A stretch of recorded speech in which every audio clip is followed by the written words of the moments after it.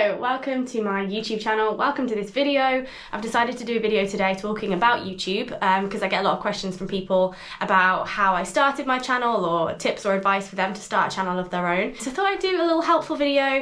I'm not like uber successful on YouTube, but I'm making a humble little living off Instagram and YouTube and all the work that I'm doing around that. So thought the best way to share would be just to talk first about my experience with YouTube, how I got into everything, and then I've got 5 tips and pieces of advice that I would share for anybody who's looking to start their own channel. So first of all, what I love about my story is that I didn't really have any intention to kind of make a YouTube or like to become successful with it or to take it anywhere really. It was kind of just for my own benefit that I started the channel. I started it before Grace's Adventures was even born. It was at the end of 2019 and I only just got into hiking and I was 27, so I was quite a late bloomer in terms of finding my passion in life. I just got into hiking and like with everything, I kind of went 0 to 100 and I had so many mountains that I knew I wanted to tick off that I came up with this plan to do a mountain a month in 2020. I decided I would do it as a fundraiser and raise some money, and so because of that I thought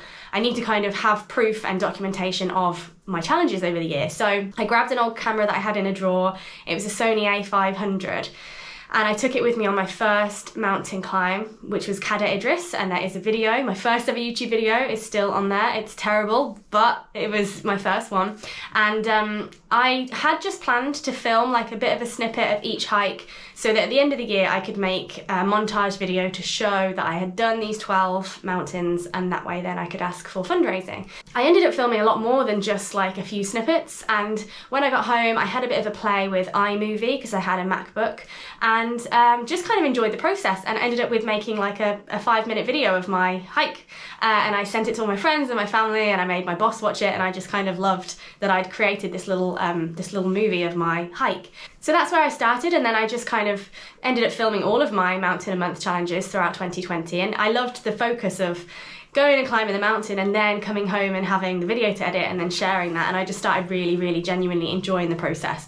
And I think that's the one thing I will say about YouTube is that you have to enjoy it, because it is a very big task. Like, it's very time consuming, you need to be dedicated, you need to be passionate, but most of all you need to enjoy it, otherwise it's not going to be sustainable. You can't go into YouTube expecting like a quick result or like an easy kind of shortcut into anything. Like, it is hard work.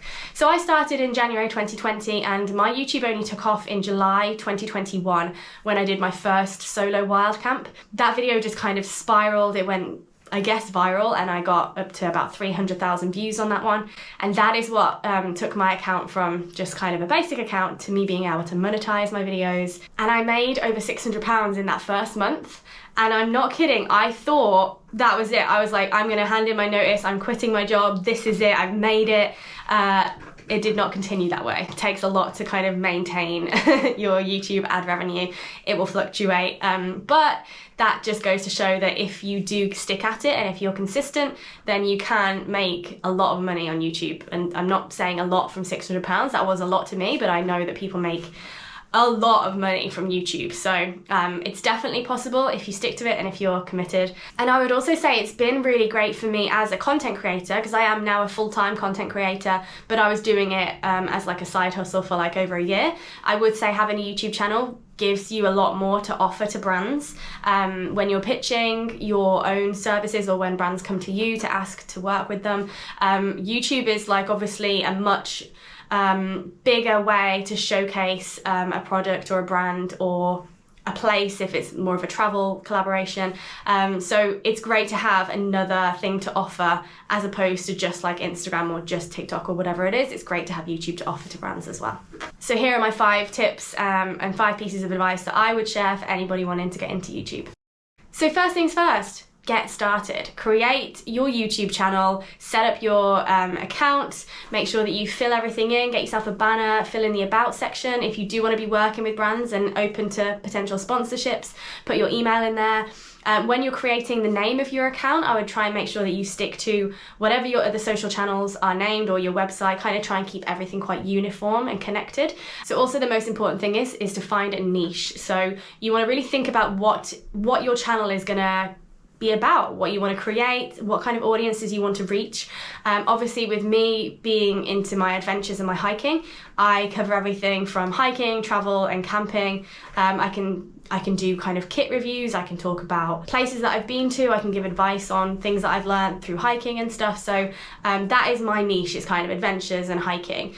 So think about what your niche would be and what audiences that you can reach, and kind of just plan to stick to that, and plan whatever you're going into YouTube to do, try and make sure that that is what you're going to be sticking with for a long time down the road, because it's not really going to be ideal to change your niche or change what you're going to want to be sharing or posting about. Point number 2 would be, just start out with what you have. I would implore people to not go and spend like hundreds and hundreds of pounds on kit and cameras and microphones and tripods and accessories and drones and all this kind of stuff.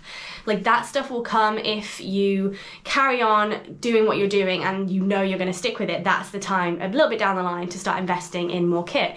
But when I first started out, I just had an old Sony a500, not an action camera, not great for vlogging. It was quite big and bulky. I had it on a selfie stick about this big, and I was carrying that up a mountain. It only had one microphone, so when the wind was hitting it, the wind noise was terrible on those videos. It had no image stabilization, so the footage was shaky. But that's all I had at the time, and I'm glad I started out with what I had, because I think once you start making videos, you will know what works for you, and then you're going to have more of an idea of what kind of tech you do want, whether you want an action camera, whether you want something a bit different, whether you think a drone would be beneficial and helpful to your content, whether you need microphones or not, because I bought microphones when I was only really vlogging, and there was no way I was going to be faffing around with microphones halfway up a mountain. I just used the microphones that were in the camera, and that was always fine for me. It's only with kind of talking to the camera, that's when I choose to use microphones, and I have a little Rode mic here. So just start out with whatever you've got, even if that is just your phone. I even still now sometimes use my phone to capture certain bits of content, because I have a GoPro and previously I had a DJI Osmo action camera, but sometimes they just don't pick up the lighting the way that the iPhone does, or they can't zoom in as well as the iPhone does, so I sometimes mix between the two anyway. So use what you've got, and then even when it comes to editing, I have a MacBook Pro, so I use iMovie, which is free. If you have access to a MacBook, then I really recommend using iMovie. It's so user-friendly, it's completely free, and that's a really great way to start. But there are also a number of free video editing software platforms out there. I know a few that I use on my phone is InShot or PowerDirector or Splice. There are a number of free software platforms that you can use on the computer as well, so just do some research into that and see what works for you. But start out with whatever you've got. Make sure that you give yourself time to have a play around with it all. Make sure that it is something that you want to continue with before you start investing in kit, but you can also make some of your first few videos just with even a phone, if that's all you've got. Number 3 is some advice around structuring your video. So if you are completely new to making videos, you're probably not going to know where to start, and that's fine, because that way then you can find your vision and your kind of way of creating, which is really exciting. So I'd recommend just going out there, going out by yourself if you can, because you don't have the pressure of other people watching you. It took me a while to get comfortable with filming myself and making videos with other people around. I'm fine with it now, but it did take some time.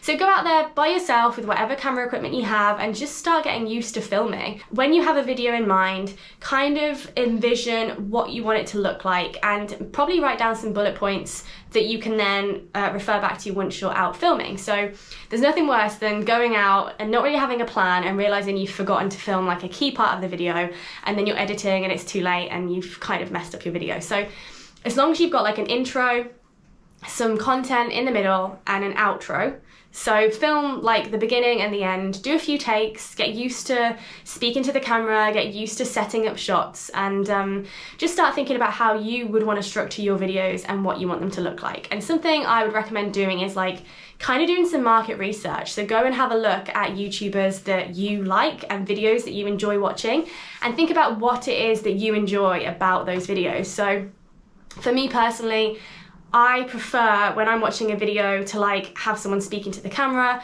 to kind of learn something or know what the video is going to be about quite early on. I don't like them being too long because I don't have enough time to really sit there and spend half an hour or more watching a video. So I bear that in mind when I'm creating my own content. I think you can get so many ideas and like creative inspiration from just searching videos, searching tips, reading blogs and stuff. And that way then you can kind of think about how you're going to want to start structuring your videos. Down the line then you can start looking into adding music and titles and kind of making them a bit fancier. But all you really need to make sure you've got is like a beginning, a middle and an end. And always try and make sure that you get plenty of B-roll. And B-roll is a term for like kind of filler content, filler footage. So, you know, a shot of your boots walking through the grass or a shot of a gate opening.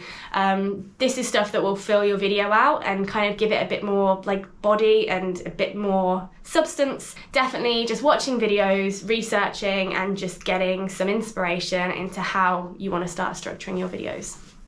Number 4 would be practice. Practice makes perfect, and if you're new to filming, it is going to be daunting, especially if you're not used to talking to camera. It's something a lot of people struggle with. It's going to be something that if you do want to get into YouTubing and vlogging, etc., you're going to have to get used to it. So I think practice is key in that. And I would recommend just setting your camera up, talking, getting used to talking to the camera.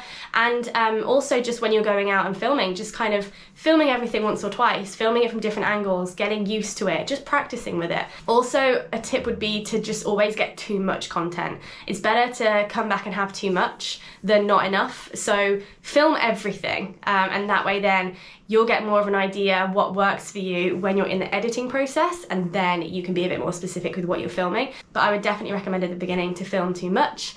And another tip would be like, don't feel like you have to start over if you mess up. You can cut out tiny little bits of any video. So if you stumble on your words or if you say something wrong, don't feel like you have to start the entire thing again. Just stop, take a breath, keep talking, keep doing whatever it is you're doing, and you can just cut it out in the edit, and it's so much easier that way rather than like having 6 or 7 like big videos of you doing the whole thing from start to finish. Just kind of like stop and carry on.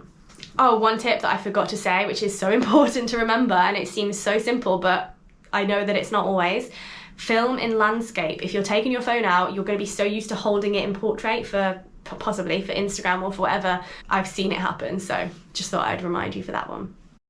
And the 5th and final tip is, once your first video is out there, promote it to people, share your YouTube channel, ask people to subscribe. I also recommend sharing your video on Facebook pages, sharing it on different platforms. So if I have a video, for example, filmed in Wales, I will then go and share that on Facebook pages or Facebook groups about Wales that I am in, and sharing it on different platforms, and you're going to reach more of an audience. You're going to build your community more if you've got a number of different social media channels that you're promoting your work and your content through. For example, you could create a short trailer to your video to share on TikTok or Instagram stories or even YouTube shorts. The more you promote your videos and the bigger your audience grows, the more views you're going to get on your videos.